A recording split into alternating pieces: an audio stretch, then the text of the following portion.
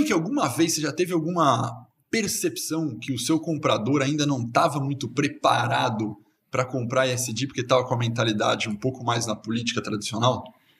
Alex, acho que a primeira coisa, a primeira vivência que eu tive com o comprador quando eu estava discutindo isso, a gente sentou para discutir uma contratação de um fornecedor e eu estava na cabeça, eu vou fazer compras sustentáveis. Assim, acho um desafio interessante, nós temos que, como suprimentos, nos posicionar em sustentabilidade. E eu fui ver lá a análise dele, o decisório, falei, tem um pequeno fornecedor local aqui, talvez até com algumas, não passaria no nosso processo de homologação, né? O prazo de pagamento que ele precisava era de 15 dias e o meu standard é de 60 dias. O fornecedor não conseguia apresentar a proposta dentro do modelo que a gente queria. Eu falei, cara, vamos lá, compras sustentáveis, vamos priorizar aqui o fornecedor local. Por que você não está seguindo o discurso que eu estou fazendo? E o comprador olhou para mim e falou, Henrique, eu não quero tomar uma advertência, assim, a política de compras proíbe que eu faça isso que você está me pedindo. Eu falei, cara, e agora, né? Assim, eu tenho uma responsabilidade muito grande de comprar alguns bilhões de reais, né, como Votorantim Cimentos, e eu preciso ser auditável, eu preciso ter governança, mas a minha política estava impedindo que a gente fizesse a compra sustentável. Então, ali foi para a gente um gatilho, um momento de virada. A gente tem que repensar toda a forma que a gente compra se a gente quiser realmente ser coerente com o que a gente está falando.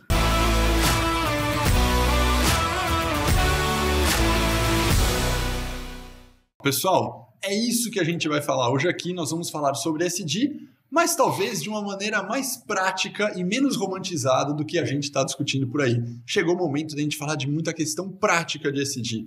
E para isso, estou aqui com dois convidados. O co-host de hoje, Hector. Seja muito bem-vindo, meu amigo. Beleza? Pode se apresentar, Hector. Hector de la Hoz, liderando dentro da SAP o desenvolvimento de negócio de todo o nosso portfólio ISBN, né? Gestão inteligente de gasto e rede de negócio, né?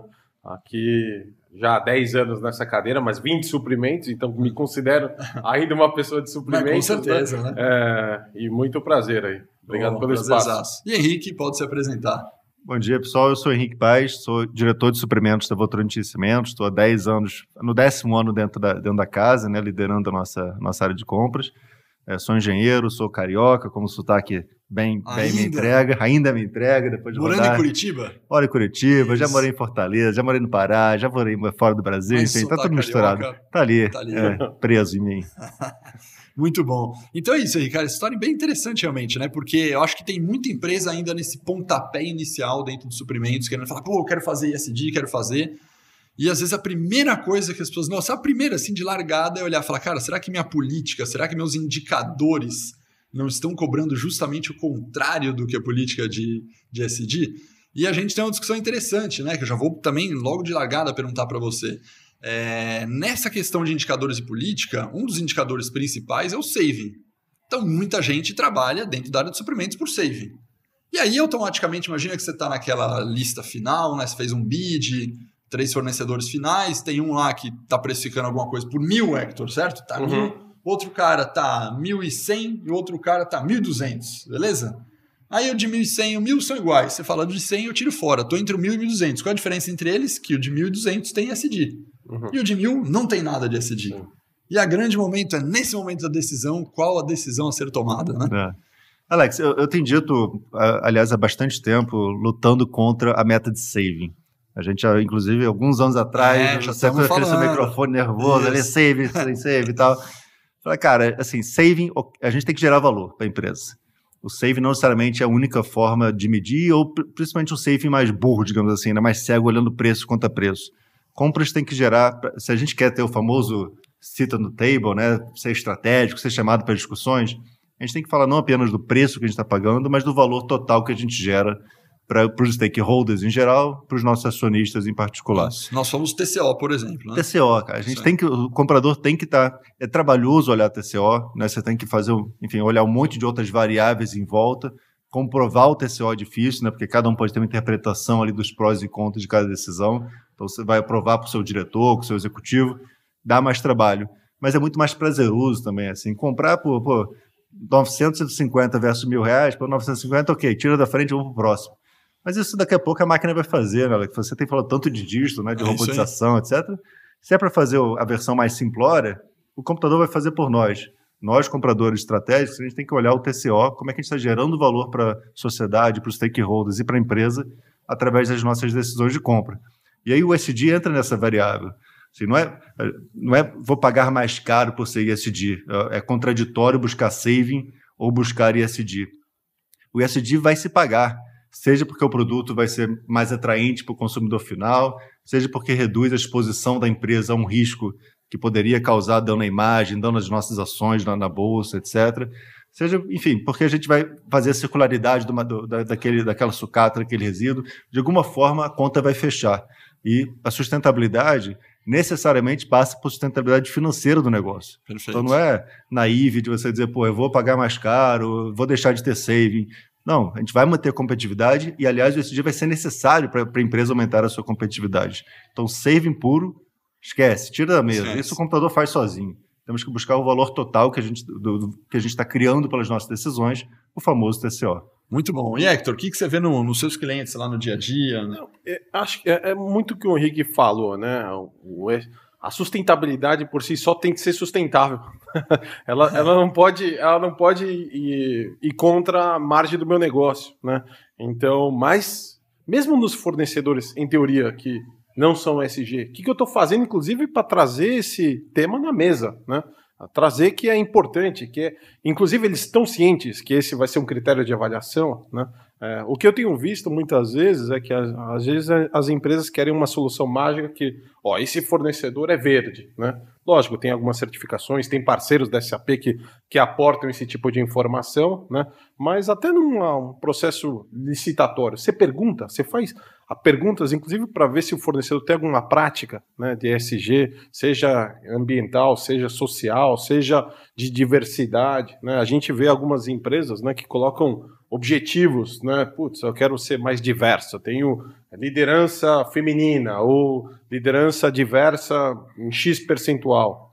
Ótimo, você estabelece isso ou você pergunta isso também para os seus fornecedores, até para eles saberem que vão ser melhores avaliados ou que de alguma forma você está incentivando essa bandeira, né? Acho que começa com esse tipo de prática também, né? Dentro de casa, de entender a base e começar a medir, começar a divulgar que isso sim vai ser um tema importante, que não vai ser somente custo, não vai ser somente preço, né?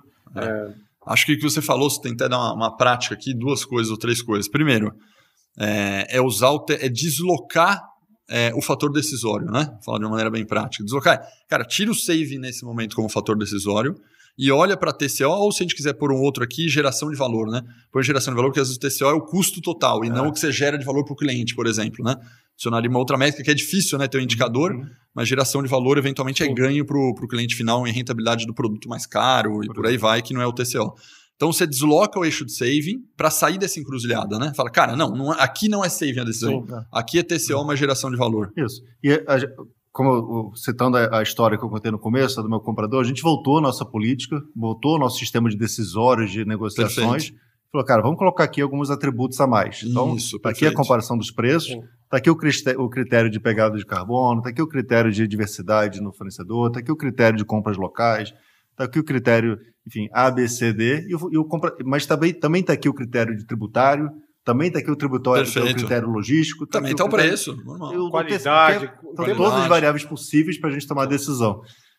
E aí hoje o comprador ele preenche aquilo. Agora é interessante, Alex, é que parte do ESG, da sustentabilidade, da compra sustentáveis, superada a questão de que não é mais caro, tem uma questão de cultura, né, de mentalidade. De mentalidade. Então, quando o comprador a gente começa a falar, discutir e fomentar que os nossos compradores busquem a sustentabilidade na compra e dizendo para ele, cara, esquece o preço por hora, o custo por hora, vai até o final, busca o caminho e depois você me apresenta a decisória e a gente decide junto se vai pagar mais caro ou não, se isso for uma decisão necessária. 99,9% das vezes ele volta com uma compra sustentável e mais barata. Porque se você for contratar um serviço, um serviço de manutenção, eu tenho meta de compras locais, é importante compras locais na região. As fábricas da Votorantim estão em regiões remotas, regiões muitas vezes em que tem muita pobreza em volta de onde a nossa indústria está instalada. Perfeito. Eu quero comprar localmente, porque eu quero gerar emprego, renda. Você vai pegar o S do ESG de maneira social. Exatamente. É uma preocupação importante, é meta de remuneração variável de várias pessoas do meu time. Só que ao comprar localmente, dá trabalho, porque esse fornecedor talvez não passe no critério de homologação. ele não seja tão familiar com a tecnologia, tem que cotá-la pelo Ariba, o cara fala, porra, que Ariba, Aruba, isso não é no Caribe esse negócio? Então, o fornecedor tem um pouco mais de dificuldade, o comprador precisa de um pouco mais de investimento para fazer aquilo acontecer, mas no final das contas você tem um fornecedor local, cujo tempo de mobilização, no caso de uma emergência, é menor, um milésimo do fornecedor que está em São Paulo, lá para o interior do Pará. Esse fornecedor tem um engajamento com a gente, uma dedicação à indústria, porque está fazendo ele crescer, é o ganha-pão dele, o cara tem um comprometimento muito maior do que se eu fosse um 0,1% de uma multinacional, entendeu? Então, isso gera qualidade, gera nível de atendimento, gera, enfim, uma série de benefícios que, no final das contas, quando você faz a conta financeira, fala, porra, eu não preciso pagar passagem para o cara ir até lá. Isso. Isso. Bateu o TCO, de fato, bate o TCO, bate o SLA, no nível de qualidade do SLA. Tudo. O cliente está mais satisfeito, bate o NPS interno de suprimentos com nossos clientes industriais. Então, no final das contas, a gente volta e fala, pô, se eu não tivesse buscado a compra local, talvez eu não tivesse encontrado essa solução que, na prática, é o melhor TCO. Então, a mentalidade de sustentabilidade, ela acaba... A gente estava discutindo, desculpa, Hector, estava discutindo sucata, né? Isso. Cara, na prática, quando você vê os resíduos e joga fora, resíduo tem valor, aquilo tem poder calorífico para ser queimado no forno, aquilo pode ser reciclado, dá um pouco mais de trabalho, mas é muito mais gostoso você ver que o resíduo está sendo retroalimentando, gerando emprego, voltando para a cadeia, sem que isso custe mais caro para você. Isso. A conta fecha do que está indo para a natureza. Então, não paga mais caro por isso, é bom para todo mundo, ganha. E isso é uma iniciativa que Suprimentos muitas vezes conduz, né, e lidera, e acaba tendo um protagonismo, e muitas vezes não é divulgado, né, internamente. Né? Acho que é um ponto importante até para mostrar quão estratégico ou quão protagonista Suprimentos pode ser nesse tipo de atuação. Né? Que é a discussão que a gente estava tendo, né? Então, assim, na prática, o que Suprimentos faz de sustentabilidade? Porque tem bons exemplos das empresas que estão botando metas de redução de CO2 para 2030, 2040, 2050, etc. Mas como é que isso se traduz dentro de Suprimentos? Eu vejo muitos exemplos interessantes de metas de redução, vejo exemplos interessantes de circularidade. Então, a empresa encontrou uma solução para aquele resíduo. Eu tenho orgulho de trabalhar numa empresa que busca essas soluções. Mas foi Suprimentos, assim? Então, no nosso chapéu de Suprimentos, o que nós vamos na prática fazer? E eu tenho buscado... Assim, a gente começou a compra sustentável em 2018, na Votorantim Cimentos. Felizmente, hoje esse dia está na capa do Valor Econômico, dia sim, dia não. Isso. Naquela época, essa letra eu nem sabia o que queria dizer. Isso é um tema recente, né? ESG em geral. Mas a gente olhava para a sustentabilidade, olhava o encontro do Instituto Votorantim, que pode ser super interessante, investe para caramba em causas sociais e ambientais, faz a diferença na vida das pessoas. Eu falava, mas eles têm um orçamento, vamos dizer, de 100. Eu tenho um spend na minha mão de alguns bi. É isso. Como é que eu posso, com a compra que eu estou fazendo, sem deixar de gerar valor para os acionistas, enfim, bater minhas metas de saving, como é que eu posso tomar decisões que deixem uma pegada melhor, né, que causem um impacto positivo? É muito poder que a gente tem. Nós, como indivíduos, cada vez mais a gente vai no mercado e compra. É isso. Sim. Nós estamos mudando o nosso hábito com a marca que a gente se identifica. Eu não compro de uma marca que declaradamente é racista. Eu não compro de alguma coisa que eu sei que está poluindo. Eu olho 2 produtos e falo, eu vou nesse aqui que tem uma pegada menor, não usa, como chama, químicos, etc., na sua produção, etc.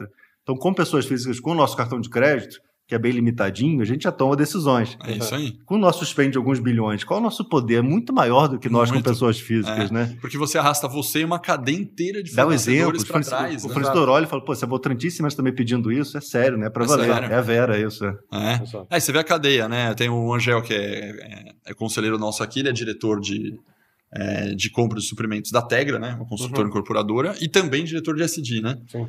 E ele até usa, você é fornecedor dele. Isso, né? É meu cliente. E aí é interessante, porque na verdade ele tá puxando na cadeia lá, né, na construção do prédio, tá puxando um fornecedor que é a Votorantim Cimento, e ele escolhe a Votorantim Cimento e um produto... Vocês têm um produto... O Spectra, né, o concreto nosso. Isso, Ele já usa um outro concreto da Votorantim para usar na obra dele, para a obra dele ter sustentável, e aí ele estava comentando que os bancos hoje, né, tanto o Itaú quanto o Bradesco, já estão dando linha de crédito para ele, construtora, por sustentabilidade, e começaram a dar linha de crédito para o consumidor final. O consumidor final que escolher um prédio, né, que tenha um selo de sustentabilidade auditado, vai ter uma linha de financiamento menor. Sim. Então a cadeia vai arrastando, né? Porque se eu na ponta quero comprar um apartamento, vou ter desconto do crédito, ele como incorporadora vai ter. Aí ele exige que a Votorantim vai ter, que você vai exigir do seu fornecedor. E assim a gente arrasta bilhões numa cadeia. E a conta se fecha, né? Porque tem 2 fatores que vão puxar. Um é se o cliente final estiver disposto a ver valor agregado naquilo, né? Então,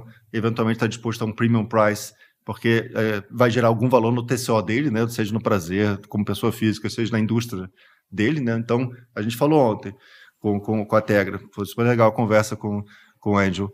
Ele está disposto a pagar um pouquinho mais caro no concreto, o concreto polui menos, mas também precisa usar menos outros insumos, aço, brita, etc. O TCO fica menor. É bom para todo mundo, é TCO no final das contas. É TCO no final das contas. Além de ser sustentável e nos dá um prazer enorme de poder estar fazendo bem pela sociedade. Perfeito. Agora, eventualmente, a disposição de pagar porque o TCO está fechando e, eventualmente, se o governo botar regulações, né? Assim, é proibido usar concreto que polua tanto, etc. Mas, infelizmente, a gente não pode só esperar o governo, que talvez isso demore mais do que a gente gostaria. Né? Agora, Hector, você falou um negócio também interessante, vamos pegar para essa parte, que a segunda, acho que a ação legal que a gente está falando aqui precisa entrar no mindset, né? Ou seja, precisa estar na cabeça e no cotidiano de todo mundo. Eu brinco muito, eu tenho falado em videozinho, palestra, que para mim o ESG é o novo ISO, né? O ISO 9001, quando entrou lá atrás, há 30 anos atrás... Era diferencial. Era diferencial de venda. E os vendedores chegavam, né, para você, né, Henrique? Chegavam e falavam, cara, você não tem que comprar de mim. Por quê? Porque eu tenho o ISO 9001. E você tomava uma adesão ali e falava, cara, vou comprar esse que tem qualidade, esse que não tem. Hoje em dia ninguém, obviamente, fala que tem ISO. Mas sem ISO o cara nem entra no processo de homologação. Não passa. E eu acho que é isso que vai acontecer com o ESG. Vai entrar o processo de homologação, que é o que você havia comentado. Então, acho que a segunda grande sacada nessa mentalidade para que eventualmente, eu acreditando nisso, com um plano bem montado, com a cabeça de que o TCO disso vai girar melhor, por que eu vou homologar fornecedores que já estão fora do padrão que eu quero como conceito de sustentabilidade? Então, acho que essa segunda sacada aqui, na prática, reveja todo o questionário que você faz de homologação. É isso aí. Né? Comece a homologar, cara, com critério para que você nem tenha que chegar a uma decisão que eventualmente vai ser contra uma nova mentalidade que você tem, né? Sim. É um tema até de corresponsabilidade, né? No frigir dos ovos, o cliente nosso, seja o cliente final, o cliente corporativo, ele vai querer comprar da Votorantim, no caso, né? Aqui nesse exemplo que vocês deram, se tiver essa prática. Imagina se a Votorantim está comprando de um insumo, de alguma forma que aparece, ainda mais no mundo totalmente conectado que a gente tem hoje, né? Que aparece que aquele fornecedor, o fornecedor do fornecedor do fornecedor, tem uma prática não sustentável. Ninguém vai lembrar o nome desse fornecedor, mas vai todo mundo lembrar que a Votorantim estava comprando dessa empresa. E a gente está falando de prática sustentável, às vezes focando no E, né? De ambiente, CO2. Né?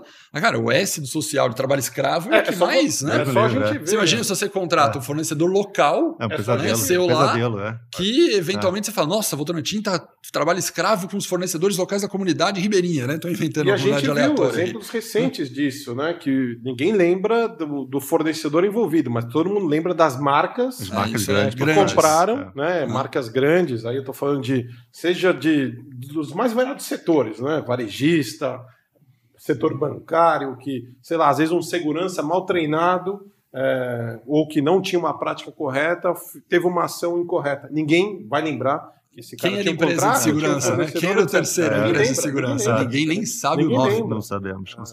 Então, essa é a realidade. É um impacto e normalmente a gente só vê sendo envolvido quando acontece alguma desgraça dessa. Alguma desgraça dessa.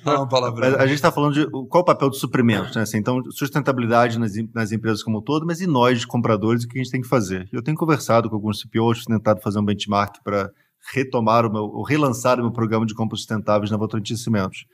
E a maior parte do que as empresas estão fazendo é homologação. Né? Então, quando eu te entrevisto, eu falo, o que você está fazendo de ESG? Pois aqui, cada fornecedor meu agora, eu estou olhando o documento, estou olhando a licença ambiental. Eu acho super interessante e necessário, mas é algo que nós, como suplementos, já sabíamos que tínhamos que fazer muito antes, porque cumprir a lei, nós, como marcas grandes, a gente sempre, seja por propósito, por valores, seja por obrigação legal, a gente sempre tentou homologar. Então, a gente homologa os nossos fornecedores da AVC, são cerca de 6 mil fornecedores na base, ali pelo Ariba, os fornecedores têm que entrar, colocar a CNPJ, colocar a licença ambiental, colocar o alvará da NTT, disso, daquilo, cada categoria, uma série de documentos que vão ser depois analisados, aí tem robô por trás para analisar os documentos, etc. Durante muito tempo a gente fez a homologação, porque a gente achava que era necessário, e existe uma certa resistência, até internamente. Fala, pô, mas que burocracia, né? A gente está checando ali uma papelada, todo ano tem que ver tudo de novo. E a gente ali no discurso, pô, mas isso protege o valor da Votorantim. Isso é necessário. A gente não pode ser pego de calças curtas e estar contratando um fornecedor que não tem um vigilante nosso, que não é treinado, não tem carteira de vigilante e faz uma bobagem, dá um tiro em alguém. Nós vamos para a capa do jornal. Sim. Né? Um fornecedor nosso que bota um funcionário no alojamento numa situação insalubre, cara, somos nós que vamos ser acusados de trabalho escravo. Exato. Não quero, com profissional de suprimentos, passar por dar essa entrevista, que algum funcionário... eu dispenso completamente essa experiência, vou trabalhar arduamente para que isso não aconteça. E a gente faz homologação desde sempre, ou deveríamos estar fazendo. Felizmente, o ISD trouxe o assunto para o topo da agenda. Então agora ninguém tem coragem de dizer, pô, mas suprimentos é burocrático e está querendo homologar todos os fornecedores. Não, agora, pô, olha que o nosso suprimentos é bom, a gente homologa 100% dos nossos fornecedores, estamos na vanguarda, né? E é o G que a tecnologia alavanca muito, né? A governança, porque você poderia fazer isso sem tecnologia, mas você não vai conseguir fazer não dá tempo, de forma digitalizada, automatizada. Você está terminando de homologar o seu milésimo fornecedor, já aconteceu alguma coisa com o primeiro, né? A tecnologia acho que é o que vai garantir essa governança. Mas dessas práticas, você falou de tecnologia, é um assunto legal da gente falar. Certamente, né, vocês na SAP e vários outros players aí concorrentes já tem bonitinho tudo o score do cara, conhece de montado. Basta eu clicar, vejo o score do cara e contrato, não é isso? Mais ou menos. Mais ou menos. Na verdade, isso não existe no mercado ainda. Na verdade, isso até estava comentando aqui off, né? Tive até uma sessão no metade do ano passado em Nova York com outros também líderes, CPOs, etc. Deixa eu ver o que os caras estão fazendo aqui fora. E não tem um padrão, né? Não tem um standard que todo mundo pode seguir, um KPI claro ou um certificador, uma ISO clara de ESG, né? Tem, lógico, alguns padrões. Então é que a própria ISO tem uma ISO de sustentabilidade. Exato. Tem alguns padrões sendo algumas soluções, a própria Ecovadis, né, que é um dos nossos parceiros globais, ela dá algum tipo de certificação, avaliação que se conecta com nossa solução para trazer informação. Mas o que a gente estava discutindo é colocar já os questionários, colocar frente às suas preocupações, às suas bandeiras, questionários se aquele fornecedor de alguma forma já pratica essa ação ou não, né? E aí, logicamente, a solução permite você ponderar, ter as avaliações ponderadas, né, de quem está fazendo os scorecards de sustentabilidade em função da sua visão, dos seus valores como empresa, né, para você, logicamente, ter uma melhor seleção, isolando um pouco a questão do preço, né? Isso eu acho que a tecnologia consegue alavancar muito. Né? Muito. E fornecedores, logicamente, e acho que um tema que o Henrique falou, né, para ser sustentável, precisa ser acessível também, né? Principalmente para a questão social, não pode ser acessível somente para aquele fornecedor gigante que já está mais do que acostumado com tecnologia. É preciso ser acessível também com soluções intuitivas e amigáveis para o fornecedor lá do interior do Pará, não sei, né?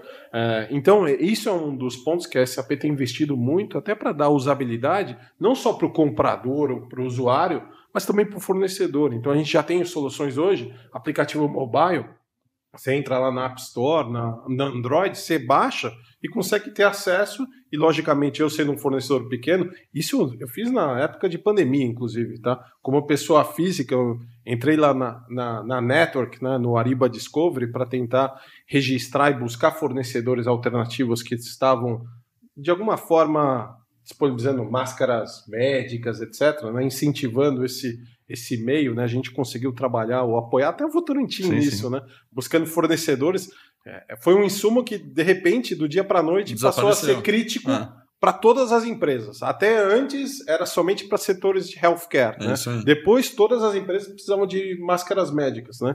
Então, fazendo um search na Network, a gente buscou fornecedores da China, sei lá, de Estados Unidos, do Brasil, da América Latina, que estavam fornecendo máscaras médicas de uma forma bem intuitiva. Né? E os fornecedores conseguindo se cadastrar e disponibilizar isso nesse grande conceito de rede de negócios. Né? Isso acho que foi um alavancador enorme para as empresas pequenas também começarem a ser acessadas, né, por empresas gigantes, como a Votorantim. Ô, Henrique, e o que você já está usando de tecnologia nesse processo? Seja de homologação, você comentou do robô. Hoje você já tem lá no SP, configurou um formulário na homologação, vamos falar bem prático, assim, tem um formulário de questionário, o cara preenche, fornecedor entra, um robôzinho analisa, depois tem algum gatilho de verificação. O que você já está usando? Cara, é isso, né? Back to the basics, né? Então, como é que a gente usa bem o digital? Todo fornecedor nosso se homologa através do Ariba, né, no SLP lá, e aí ele preenche uma série de informações, e por trás a gente tem um API, né, uma conexão, que faz uma busca também de outros documentos. Então, até para tentar reduzir o trabalho do fornecedor. Perfeito. Esse fornecedor pequeno, a gente bota uns palavrões lá, umas certidões, ele nem sabe o que ele tem, não sabe onde ele está. Então, o que é básico, ele coloca sozinho, faz o upload lá, outros tantos, o próprio robô conectado ali busca na rede e traz a informação de volta e diz que o cara está homologado ou não. 90% do que se faz na homologação, felizmente, é cumprir legislação. Né? Ter certeza que a gente está comprando de alguém que está legalmente habilitado e tem as condições financeiras necessárias para fazer aquele serviço. Em cima disso, a gente coloca alguns critérios a mais que são subsídio para a gente poder tomar decisões mais sustentáveis. Então, quem é a liderança dessa empresa, por exemplo? É uma mulher? É um negro? É uma pessoa com deficiência?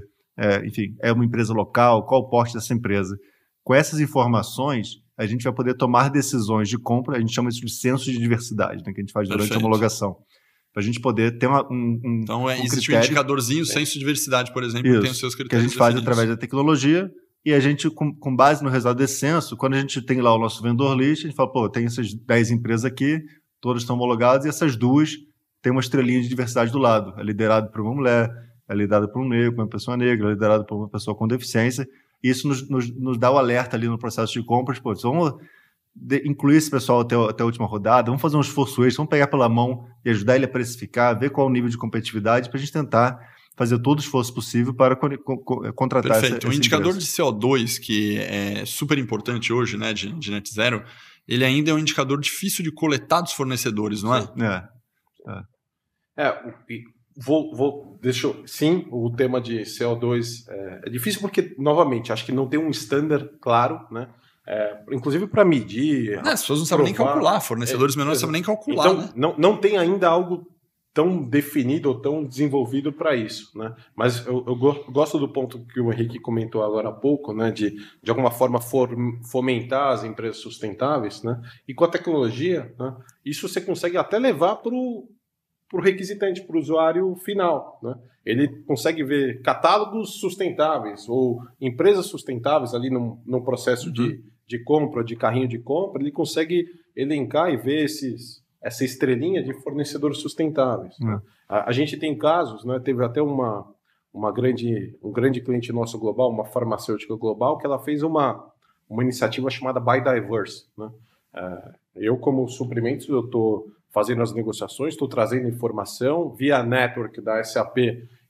Eu consigo ver muitos fornecedores que já se autodeclaram de sociedade, de propriedade de donos mulheres, de negros, de LGBT, etc. Então, eu já consigo trazer essa informação até para o comprador fazer essa avaliação. Né? E, logicamente, isso eu consigo disponibilizar também nos catálogos, né?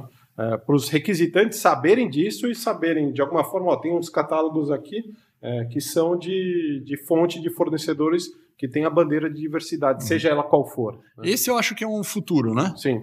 Eu acho que é um futuro, porque cada vez mais, o que você falou, tem uma coleta que você já faz, Henrique, do fornecedor preencher, ele mesmo fala dele mesmo, mas cada vez mais a gente vai ter coleta vindo de diversas fontes sobre o próprio fornecedor. Isso, de forma colaborativa, né? Várias empresas coletando e somando as informações. Plataforma, você coletou aqui, esse fornecedor, o parte que você coletou, o outro coletou também, o outro coletou. Mas aí você tem emissão de pedido do cara, você tem nota do cara, você tem produto do cara. Você começa a coletar informação do que a gente chama de Big Data e vai ser um futuro capaz de estar na sua rede, por exemplo, né, lá na SAP.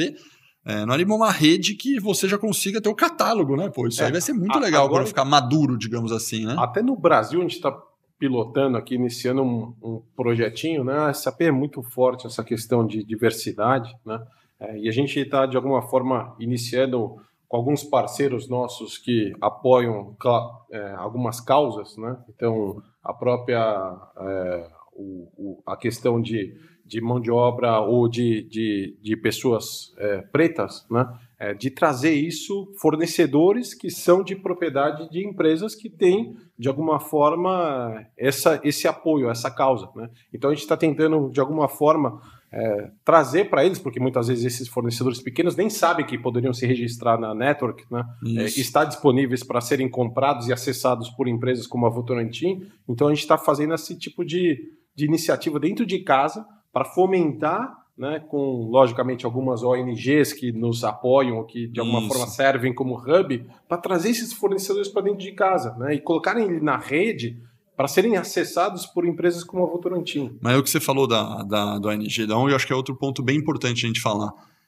Eu acho que deve começar a aumentar o número de contratação, por exemplo, pela Votorantim Cimentos, pela VC, de contratar algum provedor de serviço, fornecedor, mas que esse provedor de serviço conhece de SD para ajudar a Votorantim SD, né? Você está começando a contratar um tipo de fornecedor novo, do tipo, vamos contratar uma ONG que trabalhe com pessoas afro na comunidade, e essa ONG vai fazer um processo seletivo e vai desenvolver o seu fornecedor. Sem dúvida. Vamos contratar uma consultoria que vai da consultoria de CO2, de network, né, para fornecedores chaves meus. Eu acho que vai criar uma nova categoria de compra de fornecedores que provém soluções de SD, né? E é necessário, né? Porque sentado no meu escritório, olhando para o computador, eu não consigo saber qual é a realidade, não tenho lugar de fala para entender qual a dificuldade de um empreendedor negro. Então, algumas empresas, né, enfim, são empresas de fato, não são ONGs como a Afrobusiness, que está ali nos ajudando e dando caminhos para como é que a gente vai buscar empreendedores liderados por enfim, líderes negros. Você já tem, então, uma contratação dessa, a Afrobusiness? Estamos conversando, não contratei.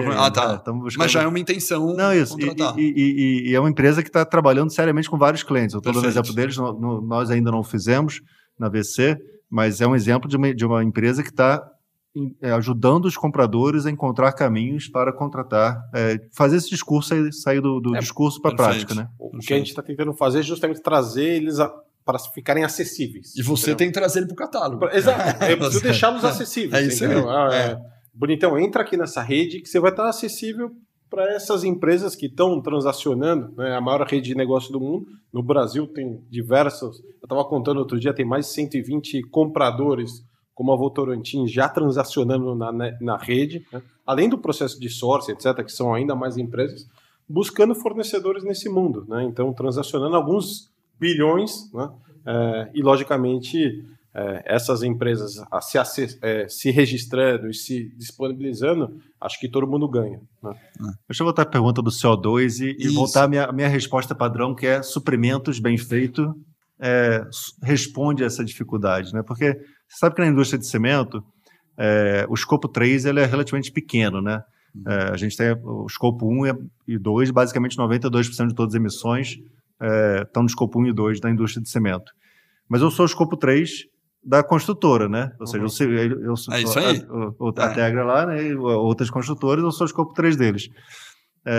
Então, a gente não está aqui na nossa indústria, eu não estou dando foco nesse momento no meu escopo 3, né, na minha cadeia de fornecedores e os seus desafios de emissões deles, porque o grande desafio está dentro de casa, né? Como é que eu faço com que o meu cimento tenha uma pegada de carbono menor?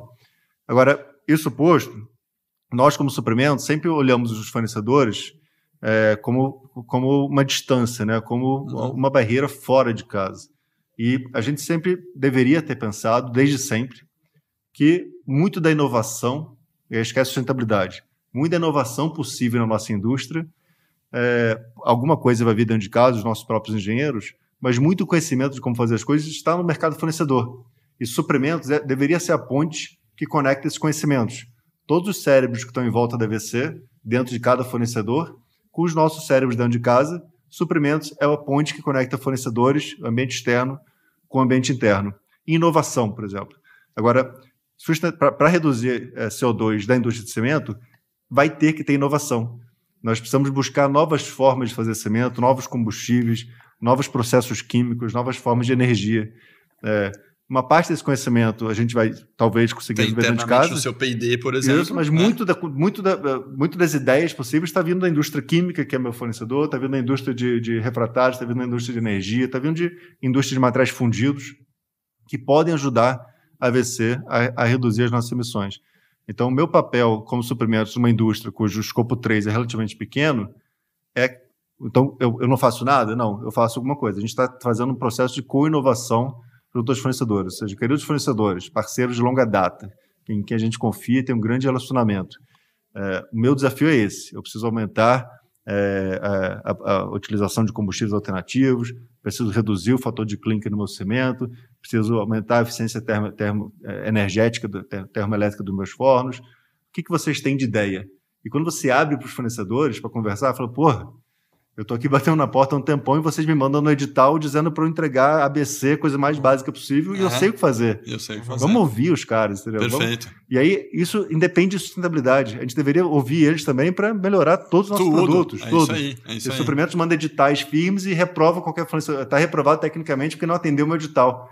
Pô, lê com atenção o que o cara está te falando, ouve o teu fornecedor, porque tem ideias geniais de lá que eu vou repetir com outras palavras, porque é muito legal de maneira resumida para a nossa audiência aqui.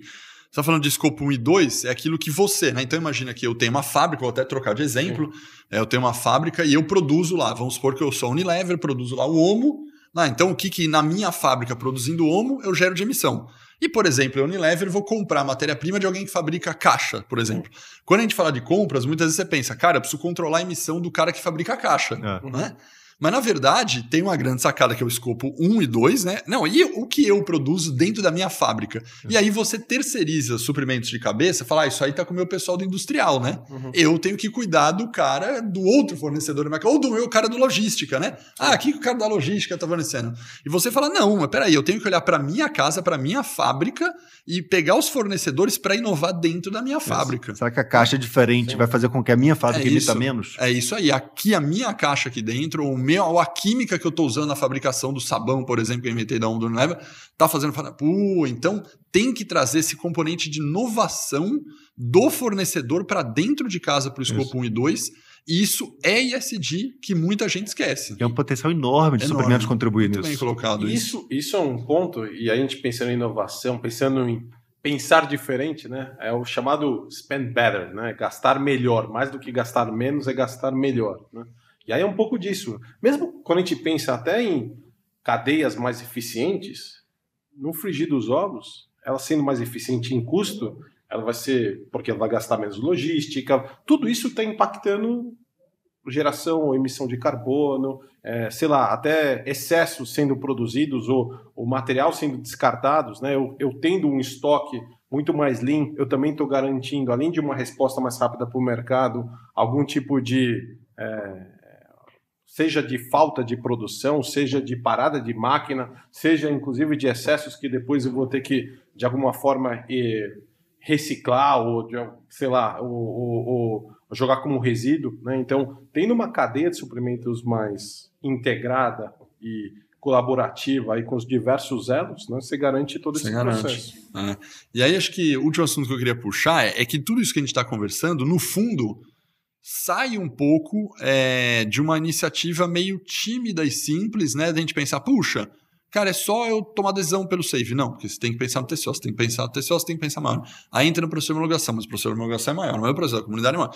No final das contas, chegamos à conclusão aqui que você, departamento de suprimentos, tem que fazer quase como se fosse um business plan, repensar o departamento mexendo em política, mexendo em processo de homologação, vendo qual vai ser o cálculo TCO, entrando critério novo. Se você não fizer um grande business plan, não é só dar uma palestra ao Alex ir lá e falar, galera, agora é compra sustentável. Não vai sair, porque você pode até sair uma outra posição interessante de um comprador que se engajou na causa, mas sem ter um business plan, assim, com um roadmap, fica complicado, né? Se evoluir, né? É isso. E é uma jornada, né, Alex? É uma jornada. Eu comecei em 2018. E tem uma agenda com roadmap mesmo. Um business tem que ter plano, ali. Tem que ter plano. Tem que ter um diagnóstico. Tem empresas que vão nos ajudar, né? Tem uma ISO 24001, se não me engano. Estou certo ou errado? Enfim, depois você confirma. Não lembro também qual é isso. O nome da ISO sobre compras sustentáveis. Então, tem realmente sentar, investir tempo, com apoio externo, se for possível e necessário, e ter um plano de longo prazo. Perfeito. Eu trabalhei 2019, 2020, 2021, 2022 com metas, processos, reuniões semanais de PMO para acompanhar a evolução. Eu olho hoje e falo, putz, evoluímos muito. Semanal? Semanal de PMO, de De iniciativas de sustentabilidade. Que legal. Co-inovação com fornecedores, revisão de processos, assim, especificações. Cada edital nosso que vai ao mercado, a gente fala, pô, mas qual o critério de sustentabilidade está inserido? Então, por exemplo, eu vou comprar uniformes. Pois eu vou comprar uniforme, eu quero saber a embalagem que esse uniforme vai vir. Por que cada camisa que chega no meu almoxarifado tem que vir embalado num saco plástico? O saco plástico a gente tira na hora e joga no lixo. É plástico indo para a barriga lá das tartarugas, no mar, etc. Para quê? O que agrega? Quando a gente vai no shopping, compra a camisa bonita que você está, para que aquele saco plástico vem? Você chega em casa, é o trabalho de jogar aquilo tudo fora. Então vamos botar saco de papel. Quando eu contrato o refeitório, pô, e aí de novo a Sodexo tem trabalhos super interessantes. O Cláudio está liderando lá suprimentos, conversei com ele. Pô, muito legal a jornada de sustentabilidade dele, de compras locais, de compra de hortifrutis, etc.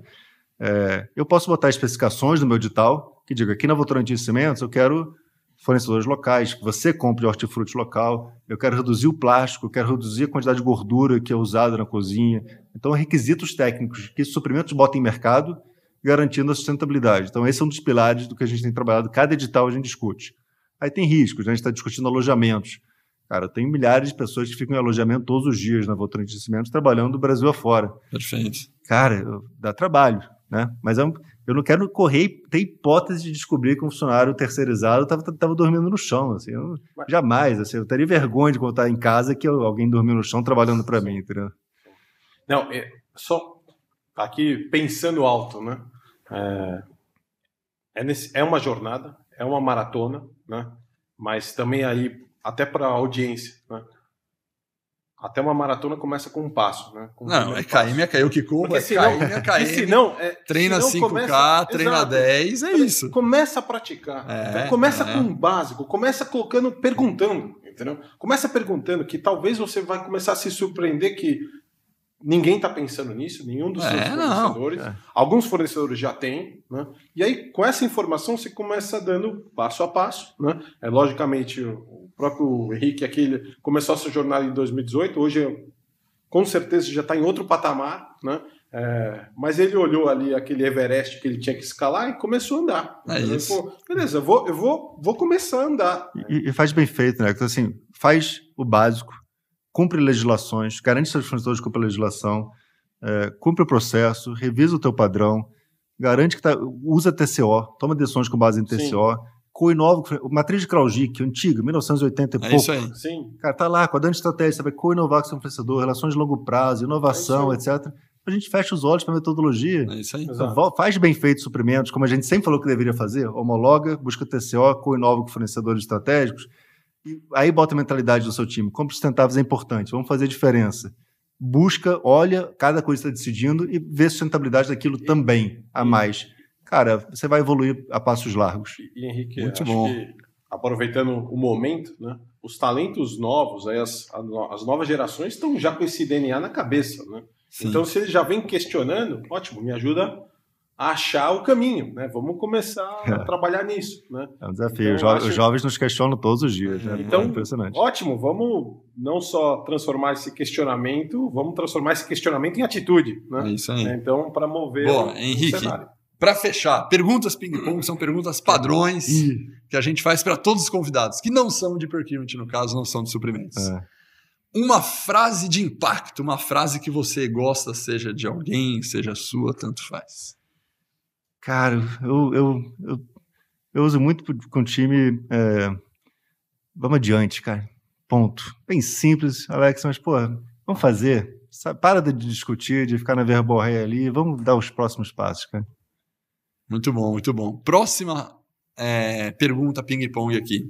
Qual o conselho mais relevante que você recebeu na sua vida? A vida pode ser pessoal, carreira, tanto faz. Quem foi? Que conselho foi esse? Pô, é difícil, né? Assim, de queimar roupa. Queimar roupa. Essa é a graça da pergunta ping-pong, né? Cara, eu me inspiro em alguns grandes líderes, cara, que eu tive ao longo da carreira, né? Um diretor de Logística Norte lá na Vale, Zenaldo, um cara que sempre cuida das pessoas, cara. Cuida de cada pessoa que está no seu time e incentiva elas, protege elas, blinda elas, elogia quando necessário, conversa particularmente sobre os erros quando for o caso, e vamos trabalhar em conjunto, cara. Assim, uma área de suprimentos, vão ter 10, 20, no meu caso tem 90 compradores. Vamos garantir que está todo mundo engajado e remando na mesma direção. Então, essa liderança, o Zé Naldo lá atrás como líder pessoa, e o Ricardo Porto como líder de suprimentos. Assim, foi um cara que me trouxe para dentro de suprimentos. Eu era de manutenção, né? Durante muitos anos eu professor de manutenção infiltrado em suprimentos. E o Porto me trouxe essa ideia de, cara, suprimentos como gerador de valor. Category Management, que eu acho que engloba inovação, gestão de TCO, tudo que eu falei aqui, gestão de categoria como ferramenta de suprimentos estratégico dentro da empresa. Beleza. Inclusive, um abraço para o Porto, se não estiver vendo. Ricardo Porto, um abraço. Quanto tempo no Chile, né, cara? Tá Peru, lá, tá no Peru. Peru lá no Anexa. Muito bom. Próximo, só vale escolher uma, hein? Só vale escolher uma. Qual a competência mais relevante que as pessoas têm que possuir, têm que ter hoje em dia? Cara, honestidade. Não sei se é uma competência, né, cara? Mas, pô, fazer o certo sempre, cara. Sempre. Todas as decisões têm que ser... Vamos fazer o certo. Mesmo que não tenha ninguém olhando, não tenha ninguém me auditando, tomar a decisão que eu possa defender publicamente quando for necessário. Boa. Isso você acha que, por incrível que pareça, eu vou fazer essa pergunta que eu não deveria, mas você acha que ainda falta algumas pessoas? Eu nem posso responder, né, Alex? Será que eu posso responder essa pergunta? Você acha que... Não, de maneira geral, infelizmente ainda falta, cara, acho né? que falta... Seria uma competência obrigatória, realmente, que infelizmente... Falta, às vezes, por caráter, e a gente tem a obrigação de selecionar da melhor forma possível, treinar e auditar, né? Acho que também a gente se comporta um pouco de acordo com o ambiente, mas muitas vezes falta por preguiça, e eu chamo de desonestidade intelectual. Assim, como eu falei, TCO dá trabalho. Pô, tem que buscar um monte de variável. Pô, então vamos provar isso aqui logo, tira da frente e vamos para a próxima. Então acho que às vezes falta, porque o ambiente corporativo, a governança, a burocracia nos coloca para baixo e a gente acaba sendo na mediocridade. Vamos aceitar a mediocridade. Para mim é uma grande desonestidade.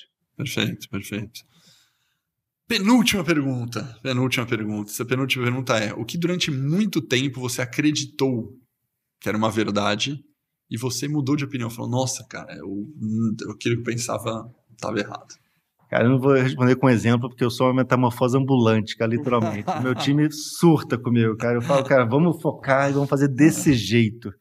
2 semanas depois eu vejo um exemplo, participo de um evento aqui da Live University, vejo outras empresas falando, caraca, é muito melhor do que eu tinha dito. Então eu mudo o tempo todo e acho que não tenho vergonha de mudar. Cara. Assim, a gente tem que se inspirar nos outros, o jeito mais fácil de crescer, de avançar é copiando quem está fazendo bem. Então, eu sou uma metamorfose ambulante e um exemplo seria pouco, cara. Toda semana eu tenho exemplo de coisas que eu deixei de acreditar. Boa. Você sabe que eu sou assim demais, né? Só que eu comecei a perceber que eu estava fazendo assim demais, mas de forma errada. Eu vou falar especificamente o que era. Vinha alguém e falava, não sei o que, Alex, vamos fazer não sei o que, alguém no meu time. Eu falava, caramba, não sei o que, legal, vamos com a gente constrói e faz desse jeito. Aí, de repente, a pessoa ia lá, voltava, uma semana depois... Alex, não sei o que, encontrava comigo rapidamente, né? Tipo, num corredor, num café, alguma coisa, não sei o que. Não, tem que fazer desse jeito. Ué, mas você falou semana passada que era de outro? Porque, cara, de uma semana para outra você até amadurece, assim, né? Aí as pessoas ficavam loucas comigo, né? Porque falou, cara, o Alex muda de opinião toda hora, né? E aí eu comecei a reparar que, na verdade, tinha a parte positiva da minha mudança, porque eu evoluí, aprendi uma coisa nova, porém, tinha a falta de dados e tempo para tomada de decisão. E eu mudei o meu comportamento. Hoje as pessoas vêm falar comigo assim no corredor aleatório, Alex, não sei o que, dou aula, não sei o que. Eu falei, não tenho informações e nesse momento não estou concentrado. Não estou concentrado em informações suficientes para tomar decisão. Sim. Eu eliminei a parte ruim do problema e fiquei com a parte boa. Porque eu ia no corredor, cara, e se as pessoas perguntassem... Aí, cara, lógico, quando você estava concentrado 1 hora de reunião, você estava com informação, com foco de uma maneira. A pessoa vem perguntar 2 semanas depois... Você vai com uma ideia simplista, você não está olhando o problema por dentro, né? E aí você tem que tomar uma decisão diferente. Eu resolvi meu problema. É meio chato, né? De vez em quando as pessoas vêm para mim e falam, não sei o que. Alex não resolve, Alex não decide, Alex é lento em tomar decisão. Não tem informação para tomar decisão. Vamos fazer o seguinte, você quer? Hoje eu tenho um horário às 6:30 da noite, você marca lá meia hora comigo, aí eu vou te ajudar. Agora, aqui no corredor, eu não respondo mais. Você sabe que isso também é uma dificuldade que eu tenho, né? De também escutar, respirar, não, antes de agir, né? Aí é um pouco da atitude, né? Mas dá vontade, você tem muita coisa. Eu igual você, eu gosto de trocar de Tem opinião. muita coisa para decidir todo dia, então... Muitas vezes até dentro da calls, vamos definir alguma coisa, quem vai apoiar aquilo, ou uma iniciativa, eu tenho que me segurar para não ser o primeiro a empurrar. Não, calma, eu tenho... Mas é um pouco dessa ansiedade de querer as coisas... Mas para mim, eu me dei bem fazendo isso. Eu tinha um professor italiano lá em SEAD que falava bear with me, que é, me aguente, né? Me tolere, aceita. Então eu falo pro meu time, que é bear with me, porque se eu vou mudar de novo, não fiquem com raiva. Cara. Mas uma realidade hoje que muda tanto, eu acho que é importante você se adaptar rapidamente, né? Se ajustar. Última! Essa é fácil, mas às vezes é difícil. Uma música que você acha legal, que tem alguma história para você recomendar, inclusive para a gente pôr na nossa playlist aqui, para os nossos alunos, dos nossos campos aqui. Cara, eu gosto de ouvir Time, de Pink Floyd, cara. Time, de Pink Floyd, por quê? Me traz de memórias afetivas da infância. Meu pai ouvia aquilo no máximo, assim, lá em casa. No talo lá. E quando ele saía, eu também ligava lá o receiver, os vizinhos odiavam aquilo, mas eu vibrava, cara, me deixava emocionado, aquele som espetacular. Mas eu, de novo, aqui eu sou completamente híbrido, cara. Eu vou de bar a pagode, passando pelo samba, pelo rock. Cada momento tem a sua trilha sonora. Mas se for escolher uma, assim. vamos de Pink Floyd. Muito bom, muito bom. Henrique, muito obrigado. Isso, Alex. Foi de uma maneira bem prática e foi, cara, uma mini aula. Dá para fazer muita coisa. Espero que, na verdade, o nosso papel hoje aqui é contribuir, né? Para ver se a gente consegue engajar a cadeia inteira. Hector, muito obrigado também pelo seu co-host, sua participação aqui. Eu agradeço. E vocês também trabalhando forte, né? Na SAP por essa questão de sustentabilidade.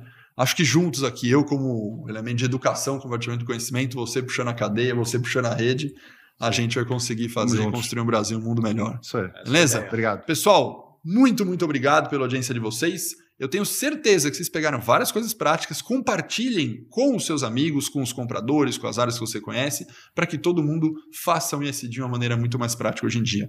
Um abraço e até o próximo Supply Talks.